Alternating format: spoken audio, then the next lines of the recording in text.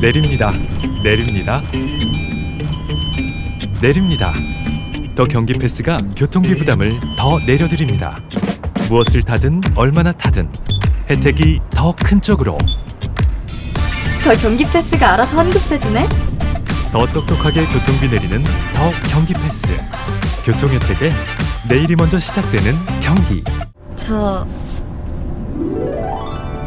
이번에 내려요? 정치인 한동훈은 끝이 난 것 같다라는 평가를 해주셨는데 저는 좀 우문일 수 있는데 질문을 하나 드리고 싶어요. 한동훈 전 대표가 정치를 한 적이 있습니까? 그래도 뭐 비대위원장이나 당대표를 했으니까 뭐 그건 정치 행위죠 사실은. 그렇게 보는 게 근데 맞아요. 국민을 위한 정치가 아니라 자기 권력을 유지하기 위한 정치였죠. 그러니까 사익적인 정치니까. 그러니까 보고 싶은 것만 보고 정치를 해왔던 것 같고 지금 그러니까 저 불편한 질문이나 인정하고 싶지 않은 것은 전혀 인정하지 않는 자세들은 대부분 이제 특수부 검사 출신들이 보면 자신들을 무오류의 존재로 인식을 하잖아요. 그러니까 이 양반도 똑같은 양반인 것 같아요. 윤석열이나 한동훈이나 자기 자신을 무오류의 존재로 인식을 하고 내가 잘못했다라는 평가를 받는 건 듣지 않고 다루지 않고 질문받지 않고 내가 원하는 것만 이야기하는 것. 첫 번째가 론스타, 두 번째가 불법계엄. 이런 식으로만 언급을 해서 계속 뭐랄까 이 지지자들을 상대로 선동을 하고 있다라는 것이죠. 그러니까 본인이 멋져 보이는 장면들을 연출해서 사진이 찍히거나 생닭을 든다든지 뭐 이런 인상적인 장면들은 기억이 나요.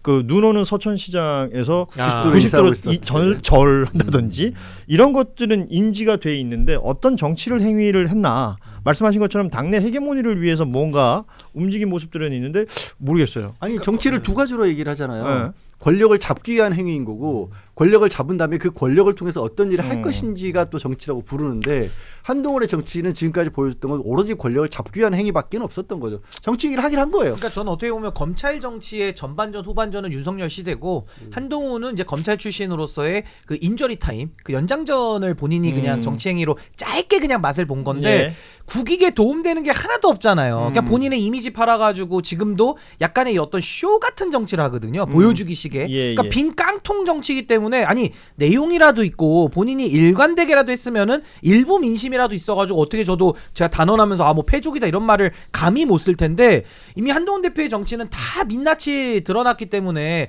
좀 공허하다. 내용이 없다. 이제 저는 한계에 왔다고 저는 보는 겁니다. 저는 나중에 이제 모르겠습니다. 이제 한동훈이라는 굉장히 그 한동훈이라는 키워드 하나로 내분이 굉장히 뜨겁네요. 아니 이제 우리 논설위원님 말씀을 들어야 네. 되는데 저는 이제 평가를 굉장히 냉정하게 신인규 변호사가 해주셨으니까 거기 하나 이제 비유를 하자면 아무리 잘 돼봐야 성공한 유튜버 아니면 성공한 트로트 가수가 될 것 같다. 너 노래 잘해? 아니 그거 모르겠습니다만은 이제 지금 팬심이라든지 이 지지층의 어떤 세대층을 봤을 때는 지금 거의 제가 봤을 때는 거의 어디 트로트 한동훈 전 대표는 트로트 락을 안 좋아하게 좋아하죠. 생겼는데 제가 볼 때는 요즘에는 이제 그 변종들이 많이 생겨가지고 락도 트로트로 뭐 정치 인플루언서, 정치 셀럽, 쇼맨 뭐 정도로도 뭐 불릴 수가 있을 것 같은데 아무튼 2월 8일 토크 콘서트. 아니 권태우 시장님 아니요 특별히 할 말은 없는데 저는 이게 만약에 뜨겁네. 아니 논란이 이게 국민의힘 안에 논란이 그 건전한 논란이 되려면 한동훈 전 대표는 빠져야 돼요. 사실은 물론 이제 그 정치 공학적으로 보면 이 그 자산이 그 정치적 자산을 가진 사람을 빼기가 힘들겠죠. 그러나 더 장기적으로 보면 한동훈 전 대표는 사실은 계속 있으면 건전한 보수 정당으로 가는 데 대해서 걸림돌이 될 겁니다. 사실 장동혁과 한동훈을 딱 놓고 보면 한동훈의 길이 상대적으로 낫죠. 윤어게인이 아니니까. 그러나 계속해서 한동훈을 대안으로 보수의 대안으로 생각하게 되면 한동훈이 검찰 출신이잖아. 윤석열 정부 때 법무장관 했잖아. 계속해서 이게 걸리적거리니까 사실은 빠지고 새롭게 좀 자산이 약하더라도 새롭게 보수 정당을 구축하는 것이 장기적으로는 건전한 보수 정당에 더 나을 것이고 나았다고 봅니다. 근데 저도 적극적으로 공감하는데 그래요. 그게 정말 힘들 거예요. 아니 정말 웃기는 게 그런 거예요. 자산이 제로예요. 마이너스 통장이에요. 꺼내다 쓸 자산이 없어요. 이제 마통도 한계가 찬 거예요. 마통도 이제 갚아야 될 때가 저는 와요, 지금. 오죽하면 한동훈에 그렇게 보수 언론들이 매달릴까 싶을 정도인 거예요. 너무 없으니까. 너무 없으니까. 그래서 제가 그 말씀을 아까 드리려고 한 게 그러니까 한동훈을 지금 다 때리고 있잖아요. 근데 보수 재건이라는 건 좀 불가능하다고 보는 게 한동훈을 지금 때리는 사람들을 그럼 한번 보자라는 차원에서 장동혁, 이준석, 뭐 장예찬 뭐 이런 부류들이잖아요. 그러니까 그 사람들은 한동훈에 대해서 무슨 의미로 지금 진흙을 던지고 있지라는 생각이 들 정도로 그분들 자체가 일단은 정치적인 자산이나 평가가 이미 또 끝나버렸기 때문에 저는 뭐 한동훈 자체도 의미가 없고 한동훈을 때리는 사람들도 지금 의미가 없고 그러니까 저는 이게 보수 재건이라는 거는 공허한 메아리다. 결국에는 전 보수 창건으로 나아가지 않으면은 지금의 이 재료들 원재료들을 가지고는 뭐 이준석 대표의 말을 빌리면 이 양두구육 아닙니까? 양두구육인데 개고기가 상한 것도 아니고 이제 썩은 개고기예요. 이제는 먹을 수가 없어요. 그러니까 이제 안타깝게도 이준석 대표를 말씀을 해주셔가지고 이제 두 사람이 이제 비교될 수밖에 없는 그런 우리 앵커도 말 좀 하게 합시다. 상황인 것 같아요. 난 괜찮아요. 그러니까 왜냐하면 그러니까 이준석 대표 같은 경우에는 양두구역으로 한번 이제 저는 뭐 재미를 봤다고 생각을 하고 보수의 재건이라는 아이템 그리고 자신을 대변할 수 있는 상징적인 세대들이 무기가 됐어요. 그래서 윤석열 집단으로부터 축출되고 나서 보수 재건을 할 수 있었던 텃밭을 뭐 개혁신당으로 마련할 수 있었겠죠. 근데 한동훈의 경우에는 그런 어떤 정치적인 자산과 히스토리가 이준석에 비해 비춰봤을 땐 너무 없는 거예요. 그러니까 이제 윤석열 어게인으로 뭔가 사람들이 오해할 수 있고요. 나중에 뭐 재건을 한다고 하더라도 그래서 그런 차원에서 보면은 양두구역을 하려고 해도 이게 안 될 것이다. 이미 한번 시즌이 끝난 거예요. 예, 국민의힘 혹은 이제 보수 진영에 대한 우리 권태호 실장의 말씀은 이제 건강한 보수가 되기 위해서는 어떤 조건이 필요할 것이다라는 취지의 말씀이셨다면 여러분이 들으신 보수의 종말의 저자 신인규 변호사는 보수는 지금 새롭게 뭐 재건이 아니라 창건이 돼야 된다라는 얘기를 해주셨고 우리 박영식 평론가 입장에서는 이준석은 아니다라는 얘기로 정리가 될 것 같습니다. 비교를 하자면 예. 지금 뭐 이런 얘기들 외에 뭐 지금 방송 시간이 다 됐습니다만 좀 짧게 정리를 하면서 지금부터 나만 원샷 주세요. 나머지 4명 그냥 보내버리게요. 자, 신규 변호사 수고하셨고요. 예, 우리 박영식 평론가도 수고하셨습니다.